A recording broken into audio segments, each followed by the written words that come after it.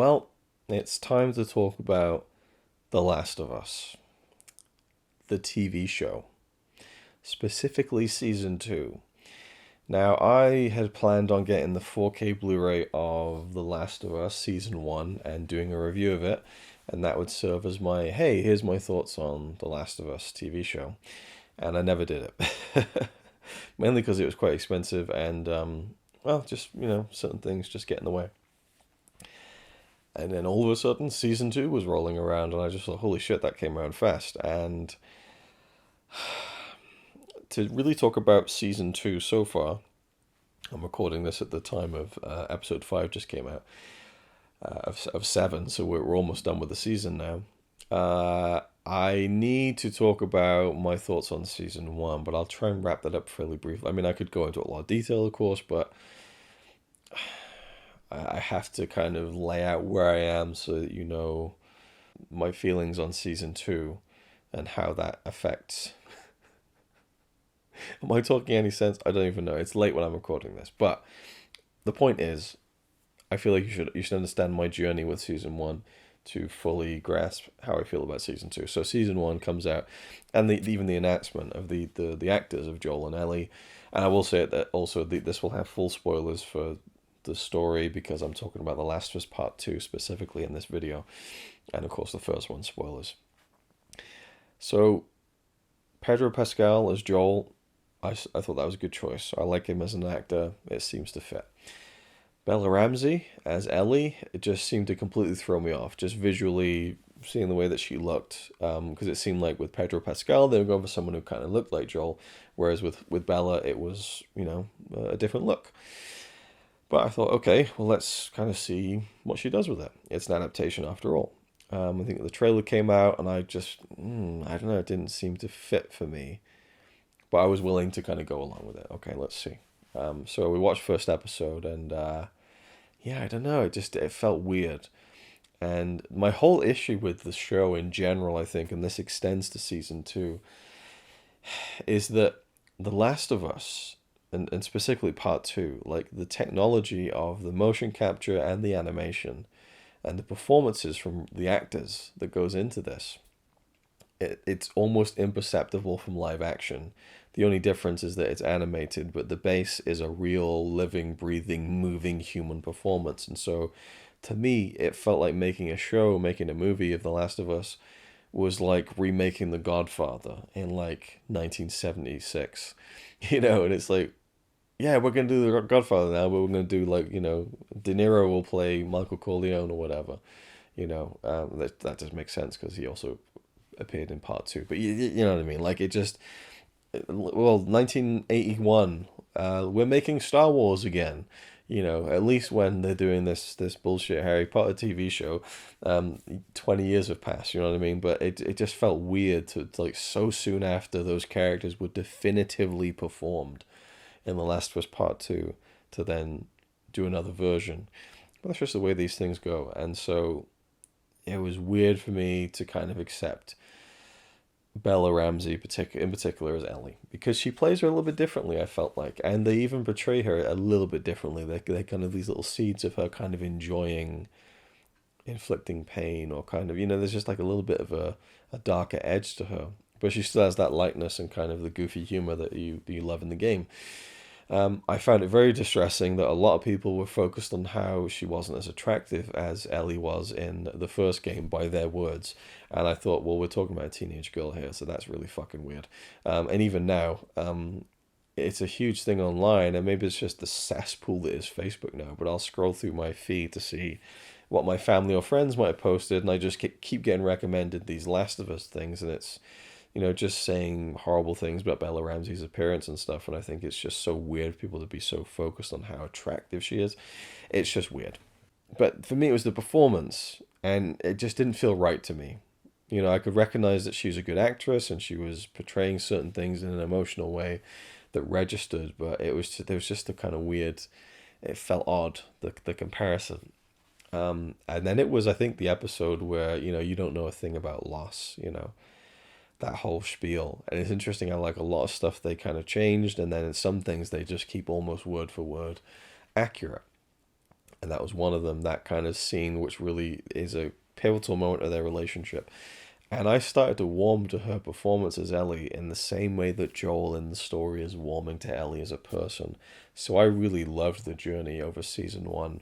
And I think that it's difficult because there are some moments that I think the best moments of the show in season one and season two are their own inventions.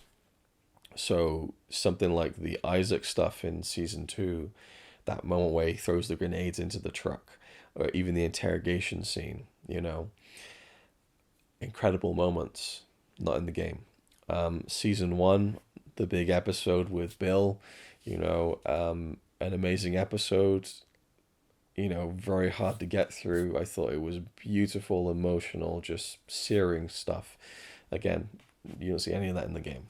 And I just think that a lot of the times when they try to recreate moments from the game, whether it's visually, like just a shot or a sequence, it just reflects negatively. The whole moment with Marlene when Joel kills her at the end of the game, so you just come after her, boom, shoots her. There's just, I don't know, the way that Troy Baker as Joel delivers that, like, you just come after her. I don't know. And in the show, you have Pedro Pascal, and he's just kind of like, you just come after her. And it just, I don't know, maybe it was the accent that he's putting on. It didn't have the same resonance to me. Even the very ending of, like, swear to me that everything you said about the Fireflies is true, I swear. Okay. Yeah, it didn't have the same, like, subtle facial inflections in the game that made it such a great moment. I didn't mind it. It wasn't bad, but it wasn't as good, Even the opening with Joel and his daughter, for me, it's like he's holding her and he's crying, please don't do this, and you're just like, holy fuck.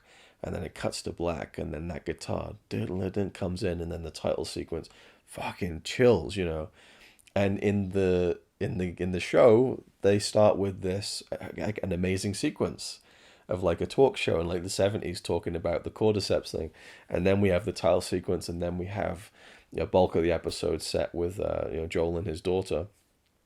So by the time you get to the death scene, he's holding her, he's crying, it's very much like the game.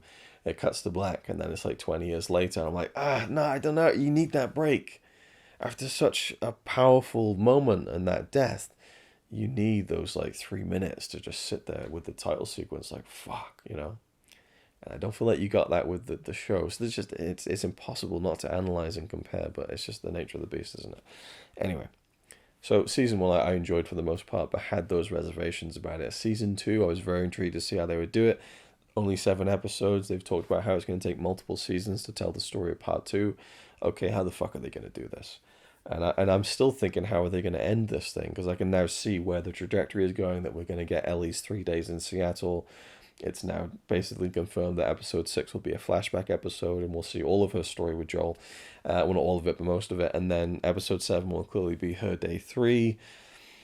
I was having my doubts whether they would even include the moment where she kills Mel, who's pregnant, but we saw the scar with his knob and bollocks out being, tortured pretty brutally by Isaac.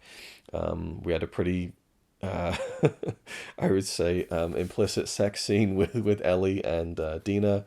And so I think, and also just like in the TV station, the bodies that were hung from their necks with the entrails coming out of the guts. I mean, that there's no issue with being violent in this show, so yeah, that's going to be really difficult to watch, actually, depending how they shoot it, of course, but regardless, it's like, this is a violent story. And so the portrayal of Ellie in season 2 is really strange to me, because it's just so different, and she has a lot of the lightness that she had in the first story game season that she doesn't have in part 2 of the game.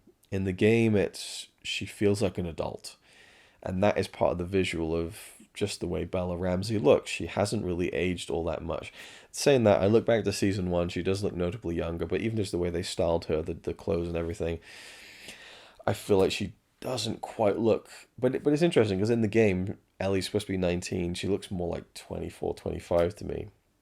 Whereas Bella Ramsey is age appropriate for it, but it just, something about it doesn't feel, it almost feels like I'm watching a child go through these things, because she just looks so young, And so that adds an extra layer of an uncomfortable feeling to me, which maybe makes it a bit more involving. I don't know, but it's also the betrayal because they're kind of showing that she's being jokey as a kind of masking mechanism, and obviously the fact that after Joel dies in the show, I'm just jumping all over the place. I'm sorry, you just have to deal with it.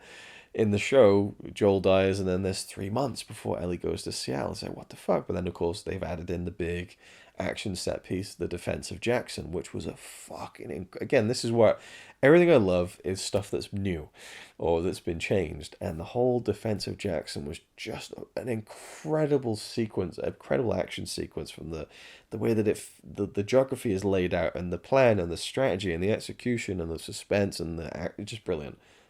Just 5 stars, that whole sequence.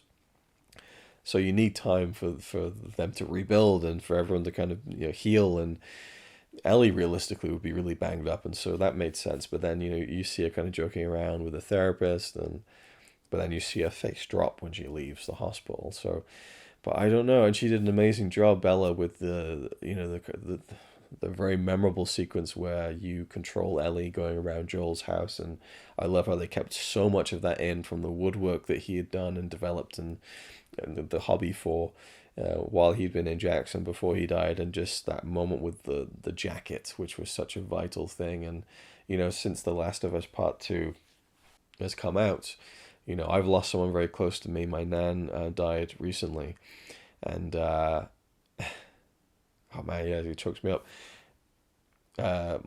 My mum had got my daughter a jacket, and it got left at my nan's.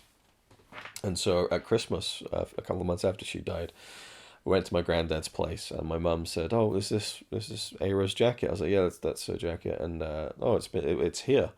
So we must have like visited my nan and left the jacket, and so I bring the jacket home, and then I hung it up on the thing, and then I smelled my daughter's jacket, and my nan was on it, and I just stood there, just like inhaling it, just like there's my nan, it's still there, and it was so comforting and nice. And then, as the weeks go by, I'd pass it and every now and then give it a little smell, and it's there, and then it was gone after about a month, and I know it's a palpable thing when an essence of someone is kind of kept like that. And in the show, it's been 3 months, so maybe his smell. Well, I don't know.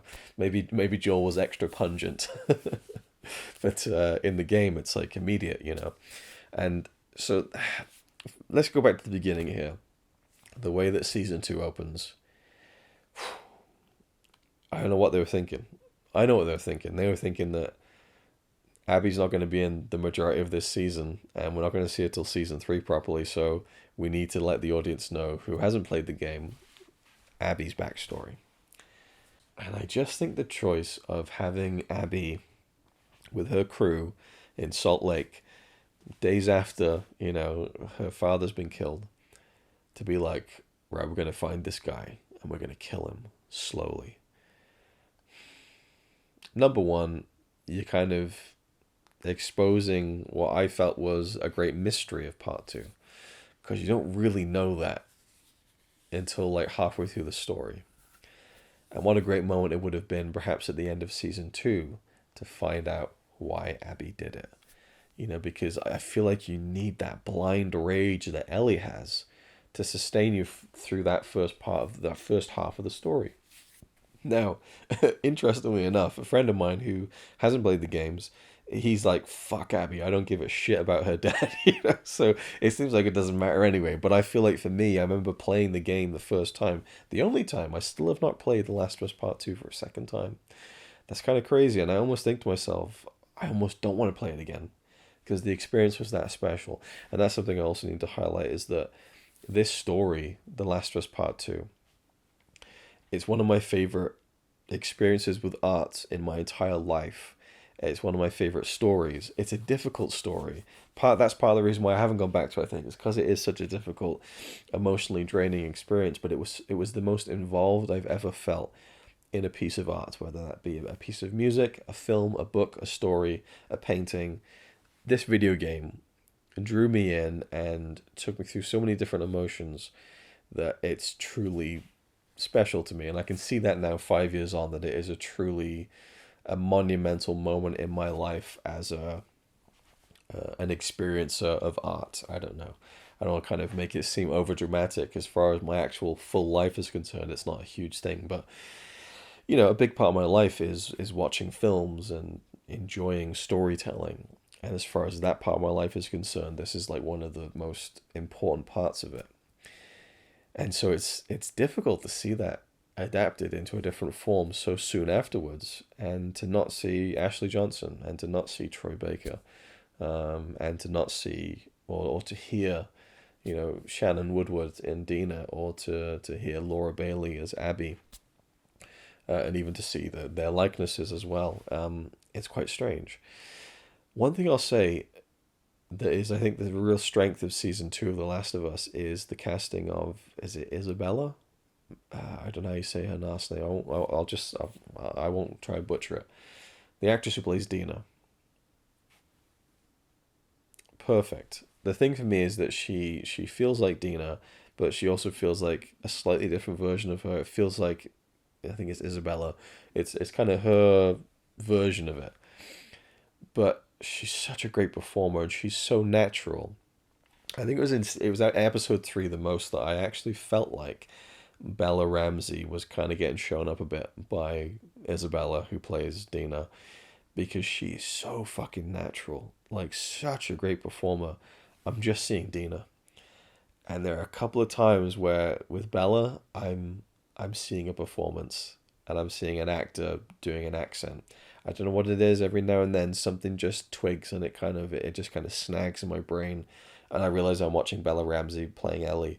Whereas with this actress who plays Dina, it's just a perfect hermetically sealed performance where I just totally believe and buy into this character. I don't know what it is. She's incredible. She's so natural and convincing. I don't know. I can't really say enough great things about her, and that's really been my favorite part of the whole season so far, I think. Pedro Pascal hasn't had a whole lot to do, but it's interesting how I felt like just rip off the band-aid and kill him in episode 1. And so I didn't like that they kind of held off on that. But once I saw episode 2, I realized that for people who don't know what happens, I think episode 1 makes you believe that he's in the whole thing, because it kind of sets up like, okay, so here's what he's doing, and here's his place in the community. So I actually quite like that in retrospect, which is why I'm not trying to judge the whole thing just yet, because I haven't seen the entire season. But I do think revealing Abby's motivations at the beginning was a bit weird, and also seeing Abby in that mode of like, I'm gonna find him, I'm gonna kill him slowly, or we're gonna kill him slowly, felt way out of pocket, because you gotta remember, in the game she was like a teenager when her dad died, and I just see that image of her in the game that breaks my fucking heart, where this young girl is kind of crying on her knees and her father's there dead on the floor. I don't feel like that version of Abby, when that happens to her, is like 2 days later like, I'm gonna kill him slowly. The whole point for me is that it takes like years for her to make herself into that kind of machine, both physically and mentally, that allows her to then be capable of doing what she does. Now, they've made Abby older, that she mentions her age, and so she is like 5 years older, I think, than she is in the game. Maybe that accounts for it a little bit, and maybe, but I just feel like her place in the story is as this kind of almost naive girl who you see kind of helping the animals, the trapped zebra and stuff, and is suddenly thrust into the reality of this world. But then I suppose in the show, it's just Abby's characters that she's more hardened than that. So fair enough. I don't know how, because Craig, is it Craig Mazin, who writes and directs? Well, he writes the show. He directs some episodes. There's multiple directors throughout both seasons, but Craig Mazin's kind of the kind of the creator of the show and the writer of the show, but Neil Druckmann also is involved in the writing, and they're great writers. And I just don't know how some of these weird lines have snuck into the story. Like days after, like, this guy's come in and just massacred this hospital, and they're like, yeah, they say he's like 40s, 50s, kind of handsome. I'm just like, why is that a part of the. And then when Abby meets Joel, she's like, you are very handsome. Congrats on that.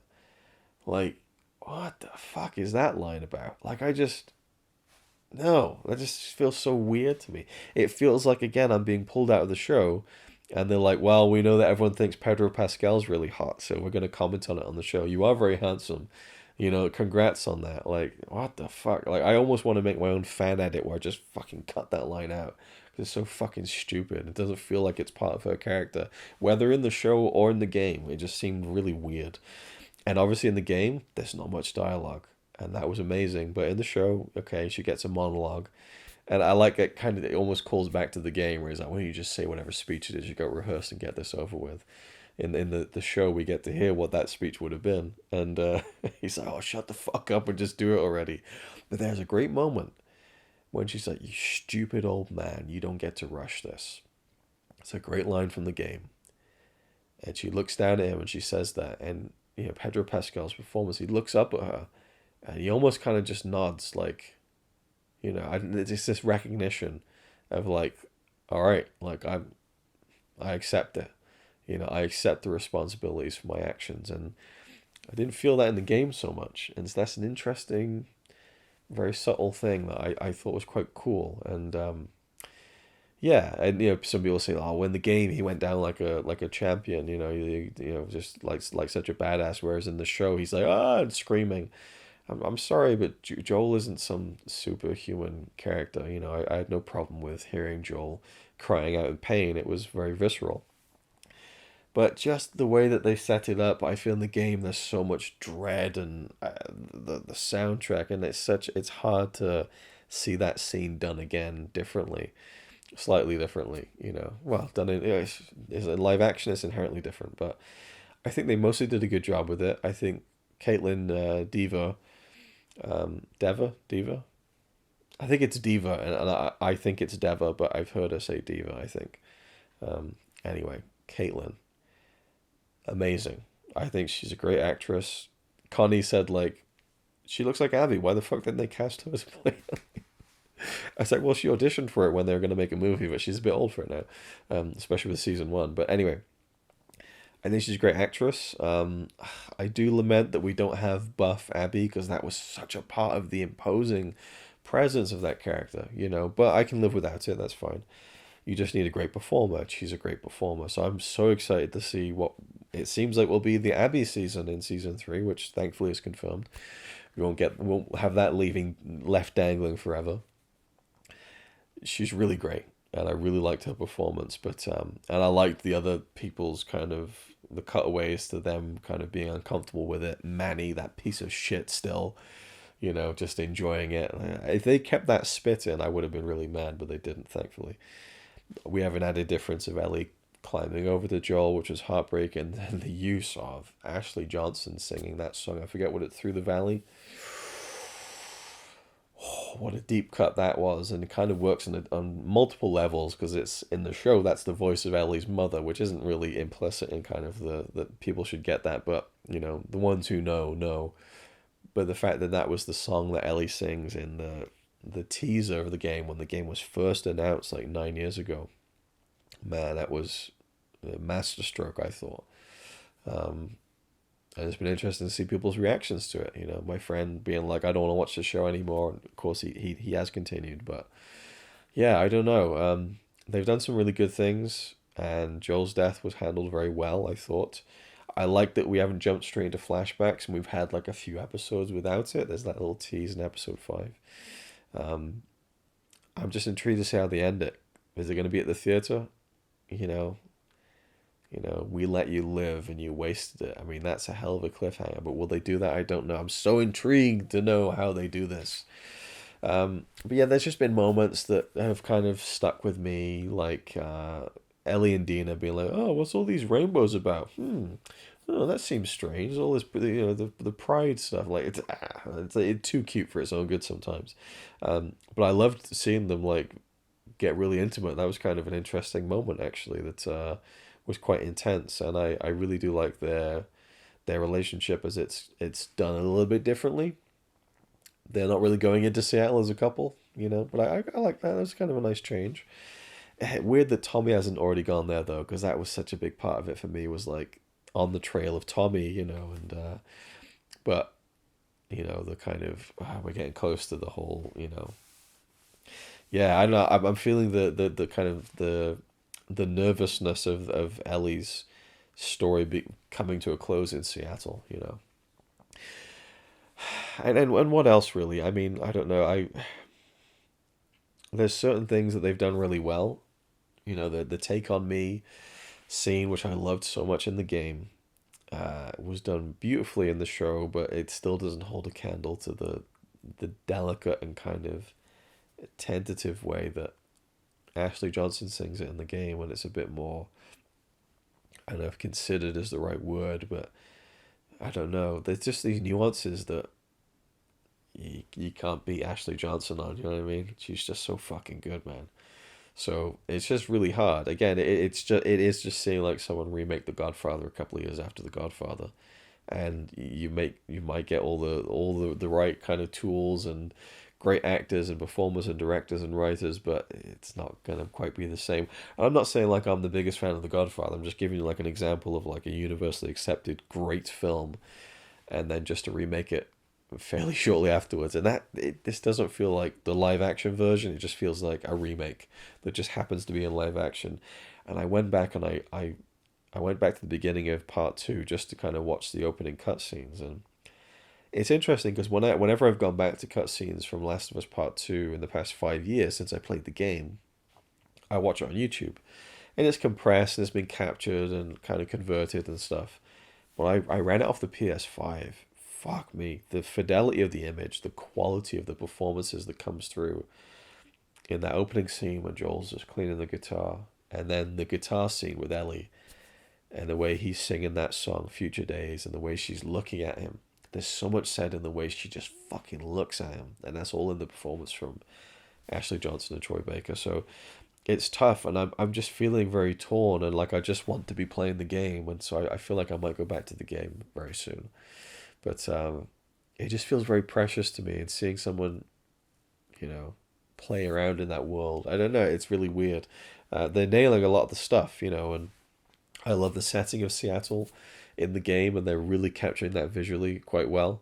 So it's much in the same as season one. I think it's a great show.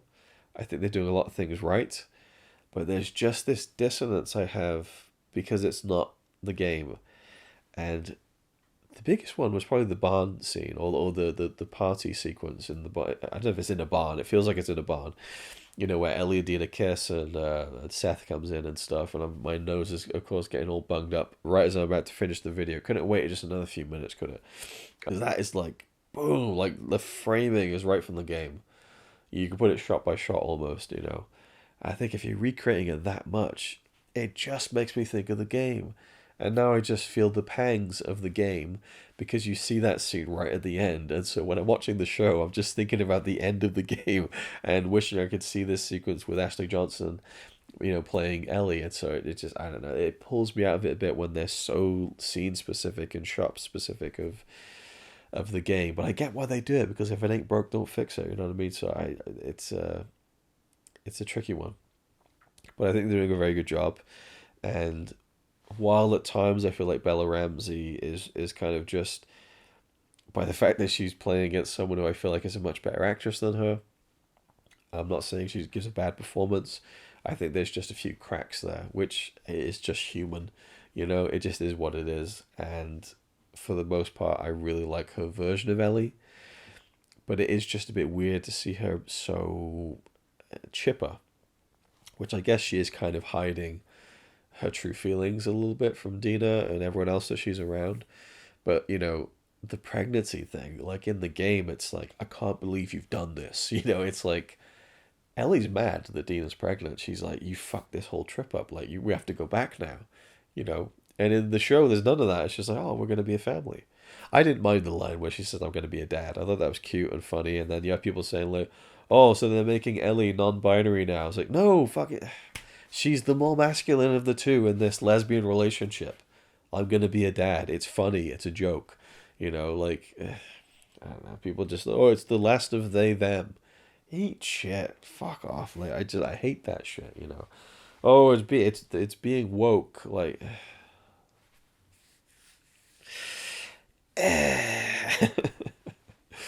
Anyway, so I look forward to have my heart ripped out in episode 6. Actually, I say that, I honestly, I'm not as emotionally connected to it. I'm really not. I got through Joel's death scene fairly well. It's mainly the fact that I love Pedro Pascal that made it difficult, but I just don't feel this quite the same connection there. And it's just, again, it's a dissonance for me that makes it a little bit difficult to get past. I can enjoy it and really enjoy it, but it's difficult for me to like fully engage and immerse myself into the emotions of everything when there's another version that was the first version and it's one of my favorite things ever. So, theoretically I should be like fanboying out over the whole thing because it's like, holy shit, it's that, but in live action. But I don't really, you know, there's very little distinction for me between something like The Last of Us Part 2 and a movie. So, anyway, it's like I said many, many years ago. The best film of 2020 was The Last of Us Part 2, which is a discussion that a lot of people aren't ready to have yet, but your kids are going to love it. I'll leave it there. I think that's a decent amount of time to talk about The Last of Us Season 2 and some of my thoughts on Season 1. I've probably forgotten a few things I had noted and things. I'm enjoying talking to my friend in work about it because he hasn't played the game. He kind of knows a lot of stuff that happens and stuff, but again, just so intrigued about how they're going to end the season and how hard they're going to commit on the Abby stuff next time. And it was really at the end of episode 2 where it said guest starring Caitlin Dever. I was like, oh shit, we're not going to get a lot of Abby in this season because it seemed like they were starting to kind of give us a lot of her backstory, like the monologue that she gives, the opening scene of the season, and then the flashback in the dream, I should say, that flashes back to the hospital. I really loved the way that was different from the game, where she's like, "Don't go in there," like her current self to her younger self. I love that sequence. So, and also when Abby wakes up in the lodge after having that dream, I realized, oh no, I like Abby. I can't go on this journey again. You know what I mean? It's been done in terms like emotionally. Like I can't hate Abby in the show because I know who Abby is as a character. And while she feels a little bit different, that fundamentally hasn't changed. And so it's not like I'm like, yes, kill Joel, not at all. But like I have a fondness for Abby now that I maybe didn't even have when I finished the game, but in retrospect, with time, with distance. So when she has that dream and she wakes up, I feel more of a warmth to her than a coldness. And so I can't go on the journey that I think this story is designed to take you on, which is another reason why I'm kind of trepidatious about playing the game again. It might be an interesting experience, but man, knowing I won't get to go through that again is kind of really heartbreaking almost because I know, because in the game, to kind of cut a long story short, my whole playthrough is on YouTube, but in the game, I was just like, who the fuck is this character? Like, why did she kill Joel? Like, what did Joel do? You know? And in retrospect, it seems rather obvious, but getting to play as Abby and then realizing that, oh shit, like, this is the whole second half of the game, and just being like, fuck, I don't want this. I want to get back to Ellie. I don't give a shit about Abby and her friends. And like, fuck this shit, I don't want to do this. I remember the first time I realized was when you pick up like one of the training manuals and you kind of unlock another skill tree for Abby. I was like, oh my god, what? And the whole Abby section, I'm just rushing through it to get to Ellie. I remember it was around day 2 where it's just those amazing set pieces, the sky bridges, going down through that building and then into the hospital, the Rat King. Fucking what amazing sequence. Holy shit. You can see me just having the time of my life playing that. And then the island, and oh my god, it's just Abby's section is so action packed, but it really works, And I'm almost afraid to experience it again, not having that same rejection to start with. But maybe that'll improve it. I don't know. It definitely can't improve it. There's no way I'm going to play The Last of Us Part 2 for a second time, and it's better than the first. That just can't happen. But I might have a different, I don't know, perspective. I don't know. Maybe I should play it again and review it and talk about it in a video. Who knows?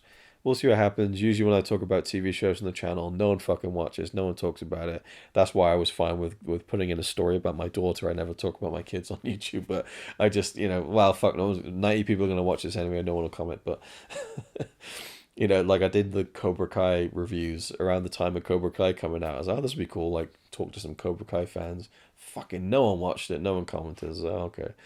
But I really wanted to kind of talk about this one because it's an interesting spot to have something you love so much and then to see a new version of it. And to have a bit of, I don't know, difficulty wrestling with it, which I am at the moment and have been doing over the past few weeks. But yeah, I'm curious. It's great to see Isaac kind of expanded a bit. I don't know how much of him we'll see really in this season, but I had kind of assumed we would see Abby throughout this season, and we haven't, and I like that because the absence of Abby in Ellie's days in Seattle is so key to the story, I think. But I feel like they could have held off on finding out why Abby did it until at least the end of this season. You could have easily done something at the end of the season to do it, but I don't know. That's just a nitpick because I feel like it's such a strength of the story is the unknown of that first half where you don't know really who Abby is or really why she did it. So yeah, that's pretty much it. As I say, I'm intrigued to see if like season 3 is just like Abby's 3 days in Seattle and her whole story, and then we don't see Ellie for like a big chunk of it. I mean, I would love the boldness of that. I felt like they wouldn't be as bold to even do it the way they have now. I felt like they would intercut between Abby a lot more than they have done, and so I respect that they've kind of found a way to do it that does incorporate Abby more than in the game, but in a way that still retains that distance. I think is also kind of key. But anyway, I can ramble on and on about it, so I'll leave it there for now. Thank you for watching. Let me know your thoughts if if you're watching the show, what you think of it, if you even fucking watch this video, because TV reviews do dog shit views on the channel. It's part of the algorithm as well. I get it, and yeah, that's pretty much it. So thanks for watching, and I'll see you next time. Actually, no, there's one more thing. There's one more little thing. The subway sequence with Dina and Ellie, they're going through the train carriage. There's infected coming in left and right. And Ellie fires off a gun, and her mouth just kind of contorts into like a like that. And I just thought, yeah, that's a really unappealing facial, reaction form. That as soon as I saw it, I thought that's going to be the thumbnail on every grifter's piece of shit video about how the show is failing and all the wokeness and everything. And then after a few days, I just kept seeing it pop up. I'm just like, people are so fucking predictable, man. They're like, oh, look, she looks really unattractive in this picture. Let's use this and make it about like how bad it is. It's just like, people are so fucking pathetic. And there was one guy who was saying like, they've got it all wrong. And I clicked on it like a fucking idiot. And the video had thousands of views and the channel had like 200 subscribers. I was like, all right, how did they ruin it then? And he's talking about how in the subway sequence, like, you could have done this and you could have done that and you could have set it up like the game. And he's explaining like a version of that sequence in the subway that would have taken like 15 minutes of screen time. And I'm like, do people not fucking understand that it's a TV show and you have a certain amount of real estate as far as time goes? Like, these people who just, they have no fucking clue what they're talking about sometimes. And I look through the comments and everyone's like, oh, this is amazing. I'm just like, you want to take the subway sequence from the story and make it like a whole fucking episode. Like, you got to keep things fucking moving, man. The Last of Us is not an action story. It's a story about people and about drama and conflict and violence and love and hate. It's not an action movie. It's not an action story, And he's like, well, you could have them stealthing. And it's like, yeah, that takes time. In the game, fine. Stealth your way through the whole game if you want. Make it that version of the gameplay and that version of the action if you want. But it doesn't keep a story moving if you got 10 minutes of like stealth and like